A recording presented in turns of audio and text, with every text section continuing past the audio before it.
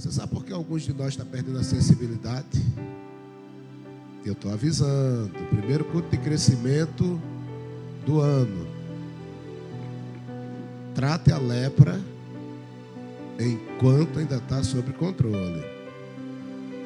Porque lepra é o seguinte: primeiro você perde a sensibilidade de uma pequena parte do corpo. Aí aquilo vai aumentando, espalha para outro órgão. Se você não cuidar, você começa a ficar deformado. Aí já são os efeitos do pecado na sua vida.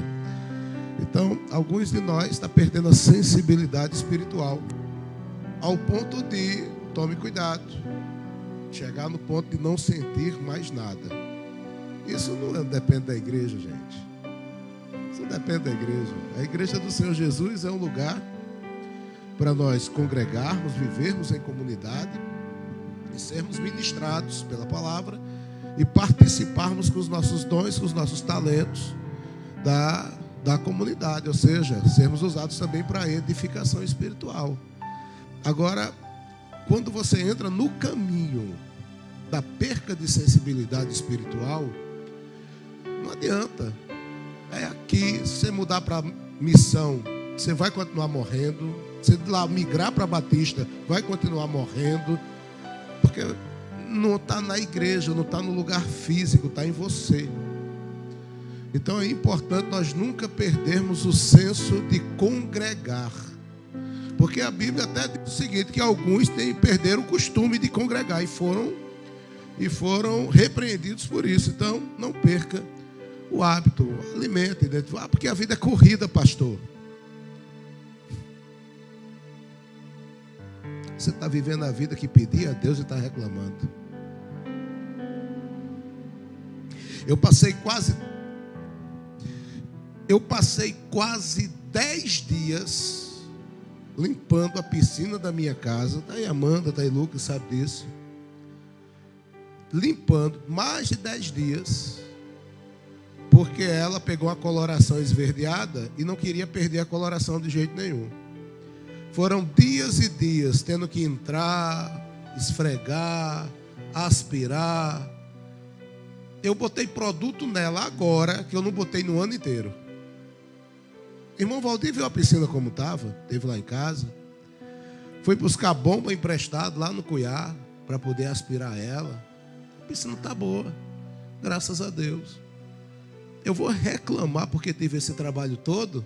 Não, irmão, vou não. Eu moro na casa que eu pedi a Deus um dia. Essa casa é bênção na minha vida. Se eu não souber administrar a bênção de Deus, aí é outra coisa.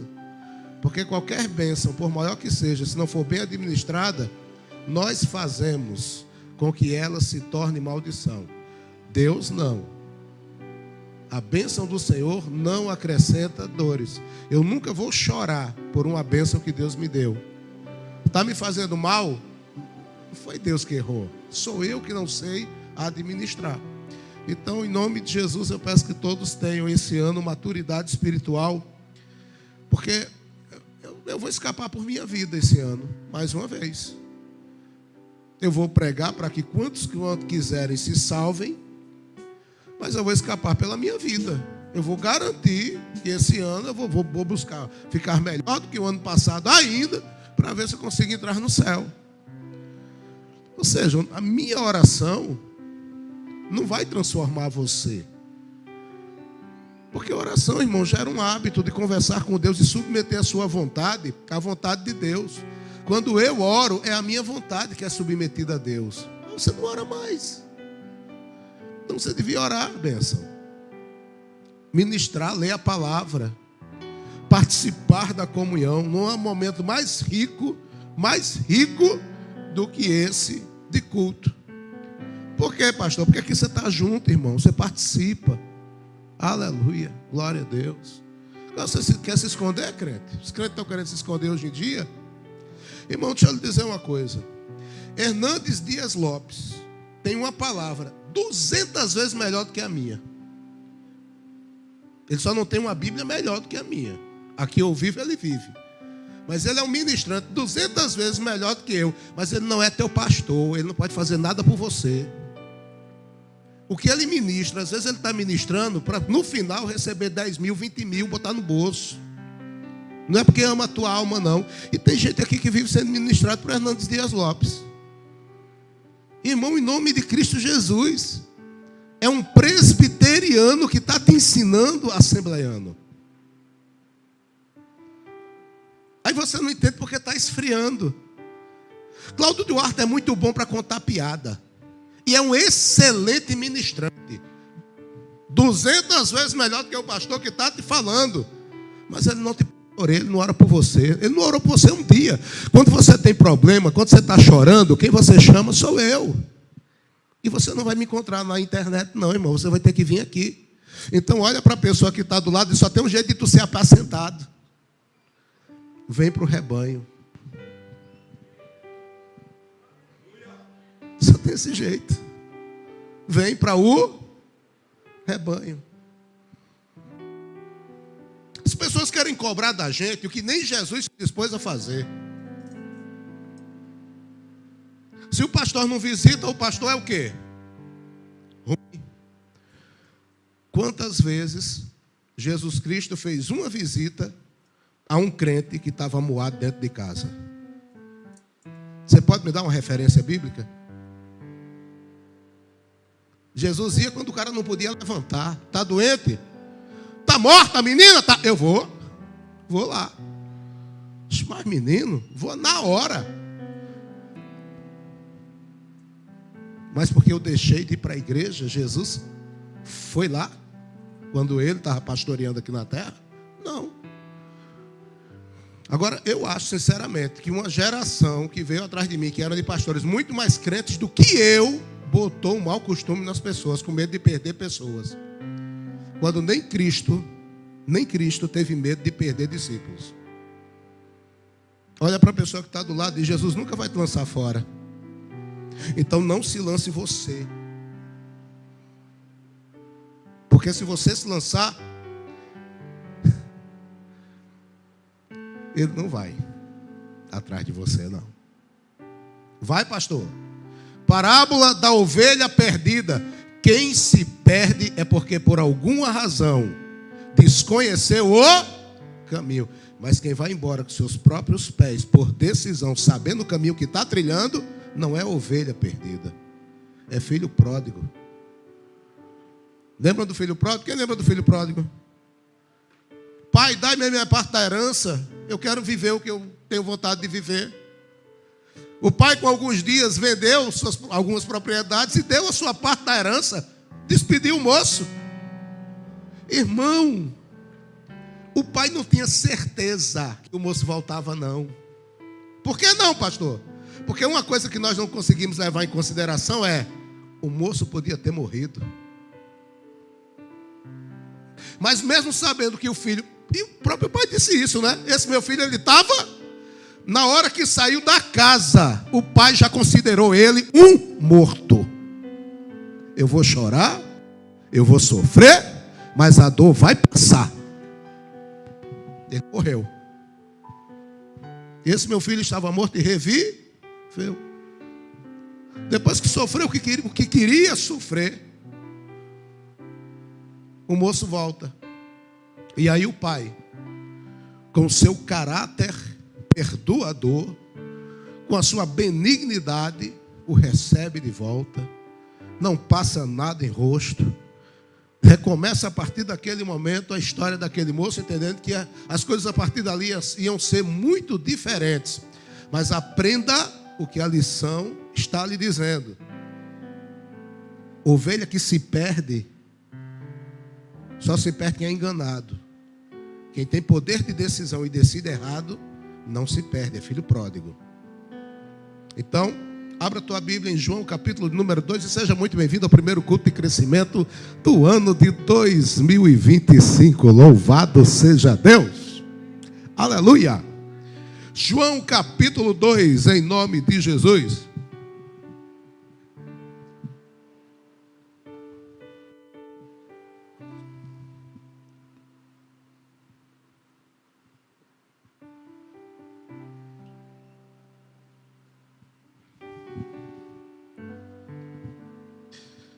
Nos diz a palavra do Senhor, em João capítulo 2, eu não tive tempo, eu não vou dizer tempo, tempo eu não tive ânimo físico. Você está vendo, estou gripado, a garganta inflamada, desde o culto lá, do dia lá da passagem de ano, de dia, pela manhã minha garganta já estava inflamada.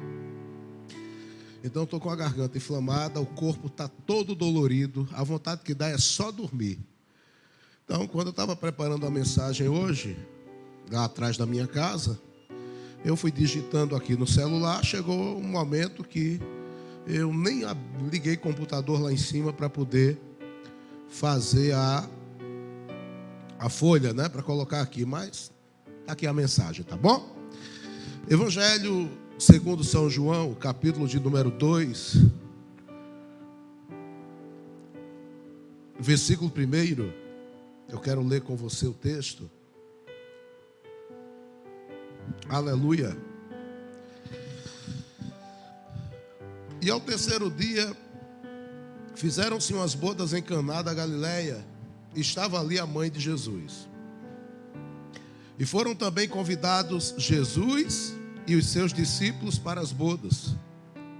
Faltando vinho, a mãe de Jesus lhe disse: não tem vinho. Disse-lhe Jesus: mulher, que tenho eu contigo, ainda não é chegada a minha hora.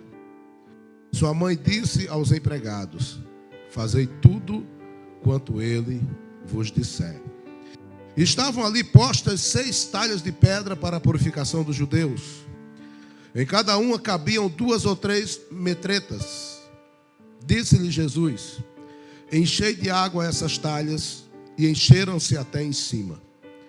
E disse-lhes: tirai agora e levai ao mestre-sala. E levaram. E logo que o mestre-sala provou a água feita vinho, não sabendo de onde viera, se bem que o sabiam os empregados que tinham tirado a água, chamou o mestre-sala ao esposo e disse-lhe: todo homem põe primeiro o vinho bom, e quando já tem bebido bem, então o inferior. Mas tu guardaste até agora o bom vinho. Jesus principiou assim os seus sinais em Caná da Galileia e manifestou a sua glória, e os seus discípulos creram nele. Depois disso, desceu para Cafarnaum, ele, a sua mãe, seus irmãos e seus discípulos, e ficaram ali não muitos dias. Por favor, curve sua cabeça, feche seus olhos. Pai, nós agradecemos por tua palavra santa. Nada tem o poder, a capacidade de mudar a vida de um homem como tua palavra tem. Ela declara a respeito dela mesma que ela não volta vazia. Ela vai fazer aquilo a que se apraz. Então nessa noite, ó Deus, eu te peço que cada coração venha receber essa palavra, mas guarde-a e viva, para que possa haver vida e vida abundante em cada um de nós. Assim sendo, muito obrigado em nome de Jesus. Amém. Amém, queridos. Vamos lá. Mensagem de hoje. 2025 é ano de encher as talhas. Essa é a mensagem que eu preparei para hoje, para essa igreja. Pastor, não entendi por que você vai falar de talhas, tem tanta coisa bonita. Vamos falar de vinho, vamos falar de casamento. Não, eu queria falar das talhas hoje.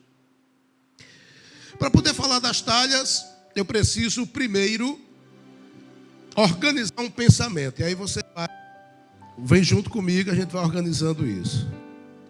Uma festa na cidade de Caná. E nessa festa foram convidados a estar nesse lugar Jesus Cristo e os seus discípulos. Eles foram aleluia, glória a Deus. Eles foram convidados a estar nessa festa e foram. Sempre que você convidar Jesus para estar na sua vida, Jesus vai estar. Em situações adversas que você passe, Jesus vai estar. Mas é necessário você desejar a presença de Jesus. Por que eles foram convidados? Porque desejaram isso. Aleluia. Eu faço questão de dizer isso todas as vezes que eu vou celebrar um casamento. As pessoas que estão lá são um grupo seleto, porque foram escolhidos a dedo para estar ali. Parentes, e nem todo parente é convidado para o casamento, não se iluda. Amigos, colegas, mas cada pessoa daquela só está lá porque é importante. A maneira como nós recebemos Jesus determina se Jesus realmente é importante ou não para nós. A Bíblia Sagrada diz que o povo adoraria o Senhor de lábios. Porque é fácil chegar aqui e dizer: Jesus, eu te amo. É fácil batizar nas águas. Domingo tem batismo, gente. É fácil batizar nas águas e dizer: agora eu sou nova criatura. O que vai dizer se você é nova criatura ou não é o quanto você se esforça para falar. Pega o exemplo de Deus. Aonde na Bíblia você encontra Deus se esforçando para convencer os outros de que é Deus? Onde você encontra isso? Em lugar nenhum. Deus não vai se esforçar para convencer os homens que é Deus. Ele vai ser Deus. Então, como Ele me prova que Ele é o único Deus verdadeiro? Tendo as ações de um Deus verdadeiro. Primeira delas, Ele não volta atrás. Ele não mente. Ele não engana. Ele não se arrepende. Esse é o nosso Deus. Então Ele tem as ações de um Deus. Por isso eu o considero meu Deus. E Ele não precisa se esforçar para me provar nada disso. Que conversa é essa? Aleluia. A Bíblia é um livro de fé. A Bíblia não é um tratado científico para provar a existência dele, não. E nós temos que aprender isso para nossas vidas. Se queremos servir a esse Deus, temos que parecer com Ele. Então não adianta eu sair aí afora dizendo: o senhor, porque o discurso é bonito, o senhor é crente para a glória de Deus. Gente, não é eu ter aceitado Jesus que glorifica a Deus, é a maneira como eu vivo que glorifica a Deus. Então vem a pergunta: a sua vida cotidiana, diária, suas ações, o que você é lá fora, glorifica a Deus? É essa a pergunta que nós temos que nos fazer. Geralmente, quando é caso de pastor, a pergunta vai mais adiante, né? E é pastor? Pela misericórdia de Deus. É bonito ouvir isso de um pastor, gente. É lindo. Mas eu estou vivendo essa misericórdia, a oportunidade que eu recebi dele de não receber o castigo que eu deveria ter recebido. Pergunta para a pessoa que está do lado: você recebeu de Deus uma oportunidade. Você está aproveitando ela? Você tem honrado aquele que olhou para você e disse: eu podia acabar com a tua vida agora, mas eu não vou acabar. Eu vou te dar uma chance. Você está honrando isso? Então não são as nossas palavras que nos aproximam do Senhor. Não são os nossos... Desculpe, irmão, não é a nossa liturgia que nos aproxima de Deus, não. Aleluia. Glória a Deus. O que nos aproxima do Senhor são as nossas ações. E o que fizeram? Disseram para Jesus: eu quero o Senhor na minha festa. Eu faço questão que o Senhor esteja na minha festa. E faço o seguinte: leve sua turma. Rapaz, o menino pode levar. Estou dizendo: Senhor, vai todo mundo para a festa. Glória a Deus. Primeiro ponto: Jesus vai onde é Olha para a pessoa que está do lado e pergunta: já convidou ele para a sua vida? Se sim, sim. Se não, não. Vai lá. Responde aí. Agora vem a segunda pergunta. Criou um ambiente agradável na sua vida para que ele permaneça? Porque uma coisa é ser convidado a ir a um lugar e chegar em determinado momento e dizer: não estou gostando, vou embora. Então não basta só convidar para vir, eu tenho que convidar para que fique, permaneça. A minha vida tem que ser agradável para que ele permaneça. Vamos mais adiante um pouquinho. Versículo 3. E faltando o vinho, a mãe de Jesus lhe disse: não tem vinho. Tocando no irmão que está do lado, pergunta para ele: já faltou vinho na tua vida? Pastor, eu nem bebo. Graças a Deus por isso. Aleluia. Mas a pergunta é a seguinte: vinho, ele traz um entendimento de alegria, porque era o que era usado para se festejar. Então traz-se um entendimento de alegria.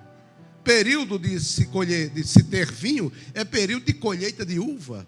Aleluia, tempo de prosperidade.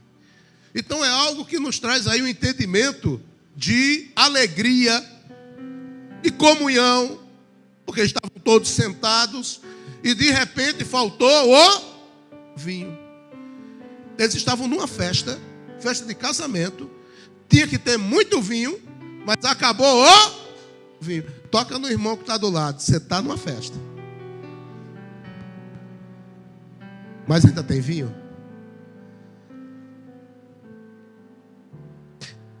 Porque se o vinho representa alegria, será que eu ainda tenho aquela alegria que o salmista dizia: alegrei-me quando me disseram, vamos à casa do Senhor? Porque eu conheço na congregação que eu sou pastor, crente, que só se alegra quando o convite não é para ir para a casa do Senhor, é para ir para o congresso da igreja tal. Aí se alegra.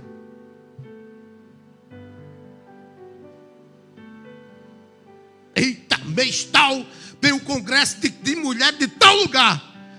Se alegra, fica eufórico, ensaia 6 meses. Irmão, a sua alegria é em estar no lugar que Jesus está, ou a sua alegria é ir para alguma coisa diferente? Porque se for para ir para alguma coisa diferente, crente, deixa eu lhe dizer, coisa diferente, se você quiser encontrar, procure na igreja não, procure no mundo. Lá tem muita coisa diferente. Eu fico olhando assim, eu me surpreendo com tudo que tem lá. Amém? Então, faltando alegria, faltou comunhão. Seguraram no ponto ali, vamos mudar agora. Faltando alegria, faltando comunhão, recorra a Jesus. Que foi que Maria fez? Vou falar com Jesus. Jesus, acabou o vinho. Olha para o irmão que está do lado e diz: nessa noite, aleluia, Jesus só levou amigo para a festa. Glória a Deus. Jesus só levou amigo para a festa. Quando eu me referir a Jesus, você vai sempre me ouvir me referir a Ele de 3 formas. Ele é meu patrão. Patrão. Manda e eu obedeço. Meu chefe. Quem mantém a minha casa, meu patrão. Segunda coisa, Ele é meu pai. Relacionamento extremamente íntimo. No relacionamento de patrão, Ele tem diretrizes que eu preciso cumprir.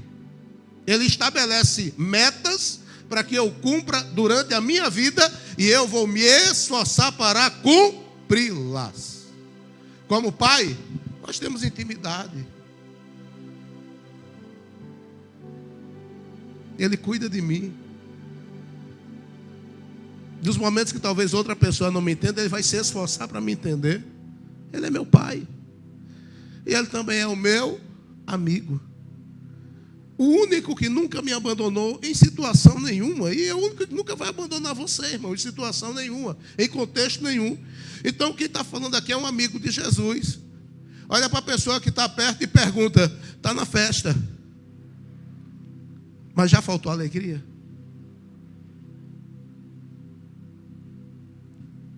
Já faltou comunhão? Se faltou, recorra a Jesus. Recorra a Jesus. Os crentes do Manancial não têm o hábito de fazer isso, mas de fora fazem com muita constância. Pastores, líderes, às vezes ovelhas também. Pastor Alexandre, eu não tenho mais alegria na igreja e não sei o quê. E o que é que eu faço? Doido que eu digo, saia, vá para outra. Não. Restaure a alegria. Restaure a alegria. Fale com quem você devia estar falando e não comigo. Maria não foi falar com Pedro. Maria não foi falar com João. Maria não procurou Filipe. Maria não procurou os outros filhos. Maria foi falar com Jesus. Às vezes todo mundo sabe dos teus problemas, das tuas. Às vezes tu fala para todo mundo os teus males, tuas mazelas. Tu só não fala para ele. É porque ele sabe, mas ele queria ouvir.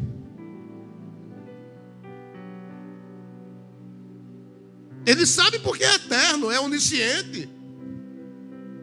Ele sabe tudo. Ele sabe o que está no juízo da formiga e o que está no meu. Tudo ele sabe. Mas entre ele saber e ouvir de você, tem quilômetros de distância. Muita coisa eu fico sabendo no gabinete da igreja. Mas eu escutei da pessoa? Não. Olha para o irmão que está do lado e diga: se faltou vinho, se faltou alegria, se faltou comunhão, recorre a Jesus antes que a festa acabe. Enquanto a festa estiver rolando, tem esperança.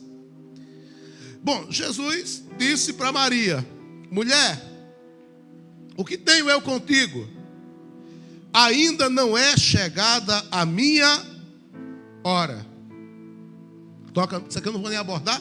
Toca só no irmão e diz assim para o irmão que está do lado: aprenda a conhecer o tempo certo para todas as coisas. Não se precipite. Você pode caprichar nos ingredientes do bolo. A missionária, por exemplo, é louca. Quando ouve falar bolo de noiva, ela endoidece. Não endoidece. Vamos almoçar. Quer almoçar ou bolo de noiva? Bolo de noiva. Aleluia. Viagem para Gramado ou bolo de noiva? Bolo de noiva em Gramado. Aleluia. Glória a Deus. Mas ela é assim, ela é doida por bolo de noiva, né? Agora você imagina alguém que sabe fazer, eu não sei quais são os ingredientes. Eu acho que tem ameixa lá dentro. Que o bolo de noiva para mim é o que a gente chamava antigamente de bolo de ameixa. Para mim, pelo gosto é. Eu acho que tem. Aí você coloca todos os ingredientes e capricha em tudo. E coloca lá no fornão. Forno de padaria, para pegar um bolão bem grandão.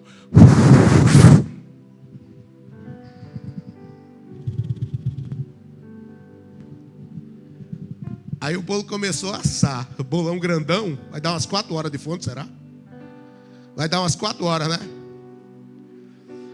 Mas quando chegou na 3ª hora, tu doido para comer o bolo, tu foi lá e tirou. Era para ficar quanto tempo? Tu tirou em quanto? O bolo ficou cru. Você sabia que às vezes nós sabotamos a nossa vida? Nós temos o melhor ingrediente. Gente, pelo amor de Deus, a palavra que é ministrada para a tua vida um ano todo, meu irmão, tu tem os melhores ingredientes. Você tem ingredientes selecionados. Mas às vezes a tua pressa é tão grande. E tem um ditadozinho lá no mundo que diz que o apressado tem o ingrediente certo, mas não aprendeu a conhecer o tempo de Deus para cada uma das coisas que acontecem na sua vida. Então olha para a pessoa que está do lado e diga: se desespera não. Passa os pés pelas mãos não. Espera o tempo de Deus. Aleluia, glória a Deus. Espera o tempo de Deus. Vamos adiante. Versículo 5. Sua mãe disse aos empregados. Interessante, Jesus diz isso, ela também fica na dela, né? Percebeu que ela acabou a conversa? Tá bom, acabou? Deu uma viradinha, assim, né? Do lado, para não ficar feio, né? E fez de conta, né? Continuou, mas não tocou mais no assunto. Se todos nós fôssemos assim como Maria, gente, a vida da gente era diferente demais. Às vezes Deus está dizendo, não. E a gente, sim. Não.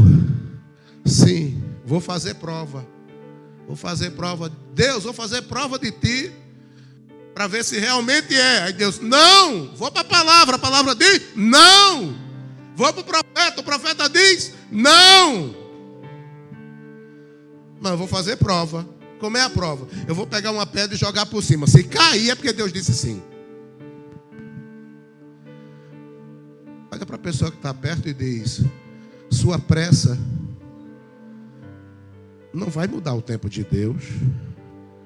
Então aprenda o segredo da obediência incondicional. Não adianta obedecer Deus por partes. Pastor, eu faço tudo certo e minha vida não decola. Pastor, eu faço tudo certo e não... Ô irmão, às vezes a nossa obediência, ela é em partes. A própria palavra diz que, no tocante às coisas espirituais, se em parte nós conhecemos, então, às vezes a gente está vivendo essa questão das partes. Eu obedeço onde é conveniente obedecer. Aonde não é conveniente obedecer, eu não obedeço. O pastor é homem de Deus quando prega o que é conveniente para mim. Quando ele não prega o que é conveniente para mim, ele é doido.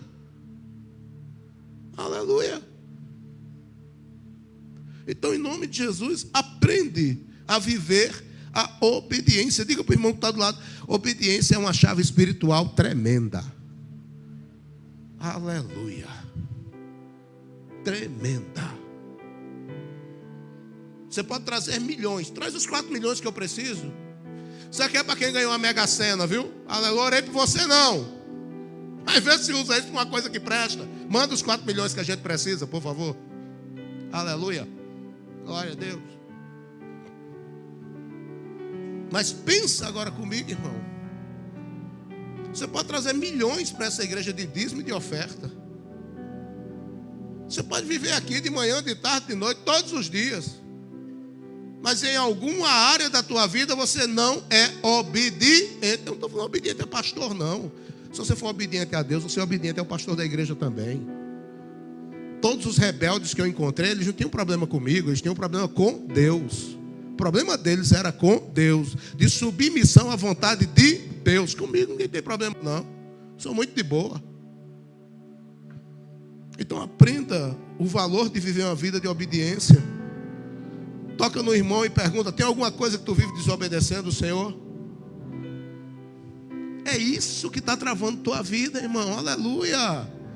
Hoje, primeiro culto de doutrina. Bora mudar para a doutrina o ano que vem ser uma coisa bem mais gostosa. Bora, para tu não precisar levar o mesmo carão de Jesus daqui a um ano.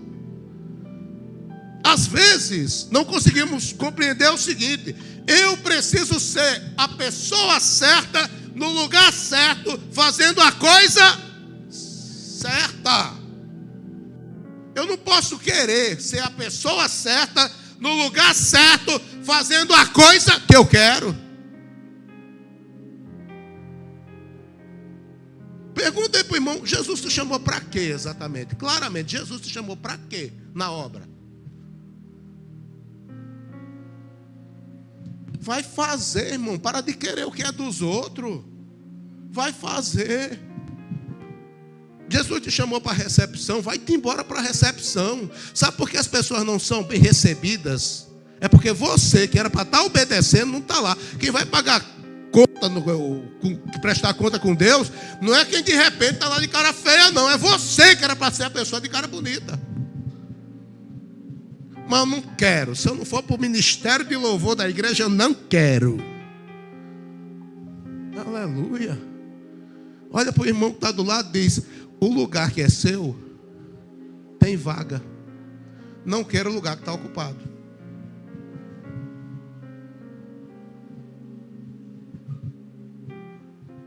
Você quer um lugar ocupado? Já tem alguém. Deus tem um lugar que não tem ninguém lá fazendo. É o teu lugar. E Ele já falou contigo. Tu é que não toma posição. Aleluia. Glória a Deus. Vamos lá. Obediência. Repete comigo. Obediência. Olhando para o irmão que está do lado, diga: obediência não é brincadeira, não. Aleluia. Obediência é uma chave espiritual poderosíssima. Vamos para o versículo 7 para a gente encerrar aqui. Despedir você hoje cedo. Versículo 5, para a gente pegar o contexto. E sua mãe disse aos empregados: fazei tudo o que ele vos disser. Tudo. Faça tudo o que ele disser. Tudo. Mas é tudo. Não mude em nada. A Bíblia fala de um profeta novo e um profeta velho que entrou na conversa. Deus dá uma ordem, leva uma mensagem, o menino foi. Quando tu voltar, preste atenção no caminho. Sim, senhor. Ele ia até voltar pelo caminho certo. Apareceu um profeta velho. Olha para o irmão que está do lado e diga: olha o perigo dos profetas velhos. Aleluia. Você não vai ser direcionado por 2 altares nunca.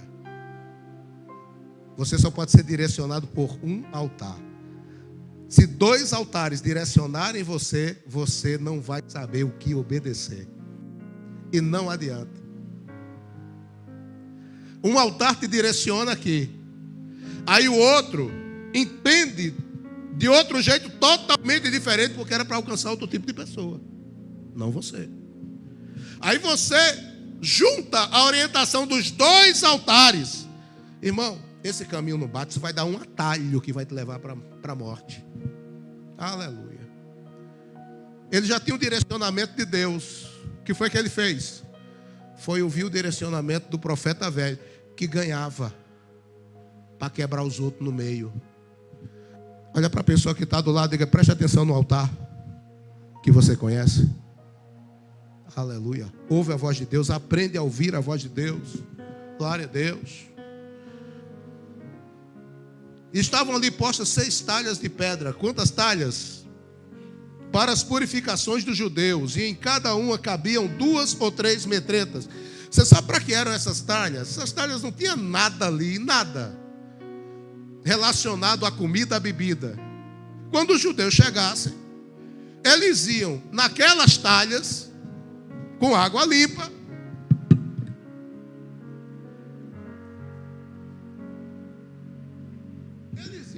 Lavar suas mãos, lavava o rosto, lavava a boca e entrava para a festa para comer. Era costume se lavar para poder entrar. Tinha nada a ver com vinho. A Bíblia Sagrada diz que as 6 talhas, cada uma cabia uma certa quantidade de água. Jesus disse: enchei de água essas talhas. E encheram-nas até em cima. Olha o que é obediência. Os caras estavam lá. Aí Maria disse: faça tudo o que ele disser. A partir desse momento, a única pessoa que iria dirigir esses camaradas era Jesus Cristo. Quem ia direcionar era Jesus. Aí a história agora é mais ou menos assim. Jesus diz assim: encha as talhas. Irmão, empregado, escravo, trabalho duro, árduo. Era só quem não aproveitava a festa, eram eles. Se não foi dada a quantidade que deveria se colocar, eles poderiam colocar um pouco menos ou não? Sim. Mas o que é que eles fazem? E encheram-nas até em cima. Olha para o irmão do lado e diga: às vezes a gente é assim. A gente recebe a ordem e faz mal feito. Os moços não. Receberam a ordem e fizeram muito bem feito. Jesus não ficou para um pressor. O texto de Jesus ficou controlando. Bota mais um baldinho. Bota mais um tequinho. Pega 2 dedos ainda, vai. Não. Encha.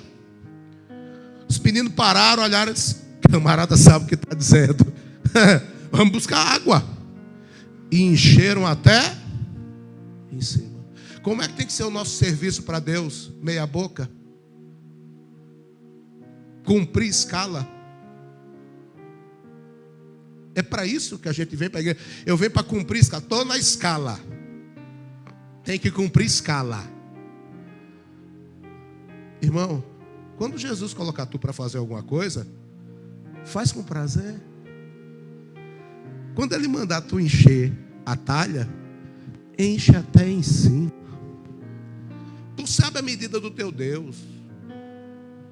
É transbordante. Não é assim a medida dele, né? Sacudida. Botou no saco, dá uma sacudida assim para baixar e caber mais. Recalcada, transbordante. Então faça segundo a medida dele, irmão. Aleluia. Pega o teu ministério e exerce o teu ministério segundo a medida de Deus. Enche as talhas até o final. Deixa as talhas transbordarem. É daí que vai vir a nossa bênção nesse ano, irmão. Começou o ano. Ele pode terminar exatamente como foi o ano passado. Eu não quero isso para a minha vida. Eu quero ver milagres de Deus na minha vida. Eu quero transbordar na presença do Senhor. Eu quero ser mais obediente ao Senhor. Eu quero ter uma vida de mais comunhão com o Senhor. Aleluia, glória a Deus. Eu quero chorar e o Senhor, choro na presença dele, mas eu quero chorar e de repente alguém, quando vir enxugar, eu olhar e dizer: eita, Jesus está enxugando. É esse o nível de relacionamento que eu quero construir com ele esse ano. Aleluia, glória a Deus. Estou preocupado, irmão, em alcançar metas físicas, materiais, humanas. Eu não estou preocupado com isso. Se o meu relacionamento estiver bom com ele, não se preocupe, tudo vai dar certo. 2025 é ano de encher talha, irmão. Aleluia. Só não vai precisar encher talha quem não pode fazer nada. Quem foram as pessoas que não precisaram fazer esforço? Aqueles que não podiam se levantar. Eu queria fazer um teste com você, por favor, nessa noite. Você pode, por gentileza, ficar de pé? Por favor. Eu vou até esperar quem não fica para eu poder ir lá e é a pessoa que eu estava precisando para a mensagem. Pronto, muito obrigado. Pode sentar. Muito obrigado. Não, era só para perguntar a você, né? Afinal de contas, a Bíblia Sagrada fala de um homem que fazia 38 anos. Eu falei disso aqui no culto da passagem de ano. 38 anos na beirada de um tanque, não andava, não saía de lá, não se arrastava. Estava lá numa situação terrível. Aí Jesus teve que ir lá e fazer o cara levantar. Aleluia! Glória a Deus. Mas no nosso caso, que você já mostrou que dá para ficar de pé. Fique de pé e vá encher as talhas. Que quando você preparar do jeito que Ele quer, Ele vem e transforma a água em vinho. A alegria volta, o sorriso volta, a comunhão volta. Mas fique de pé e enche as talhas. Cabe a nós fazer isso, irmãos. Aleluia. Aleluia. Somos nós que vamos encher essas talhas e é o Senhor que vai transformar o conteúdo. Olha para a pessoa que está do lado e vai se enchendo. Diga para o irmão, vai se enchendo, se enche, se enche, se enche, se enche. Vai dizer para o irmão, se enche, dá um glória, crente. Louvado seja Deus. Para que Deus botou uma língua dentro dessa boca? Não dá um glória, menino, aleluia. Glória a Deus, se enche. E deixa que a água, quem transforma em vinho é Jesus. Mas a gente faz nossa parte. Vou dizer uma coisa que eu já disse no último culto. Se está dando para correr, corra, minha bênção. Você correndo, quando chegar lá, vai ter que parar, sentar e aguardar eu andando chegar também. Então vai, meu irmão, em nome de Jesus. Dá para ir correndo, vai correndo. Dá para ir andando, vá andando. Se não dá, vá se arrastando, mas vá. Já tem talha se enchendo, louvado seja Deus. Se encha, meu irmão. Encha a talha. Faz a tua parte. Faz o que o Senhor mandou tu fazer. Olha para a pessoa que está do lado e diga: tu nunca vai ser feliz. Isso não é profecia. Isso é lógica. Você nunca vai ser feliz enquanto você não fizer exatamente como Ele mandou você fazer nessa vida. Quer ser feliz? Quer ser forte? Quer ser transbordante? Quer ser abundante? Faz Deus feliz. Como é que o crente fica forte? Fazendo Deus feliz. Porque a alegria dele é a nossa. Oh, aleluia. Que Deus esteja feliz conosco nessa noite. Que Deus esteja feliz conosco nesse 2025.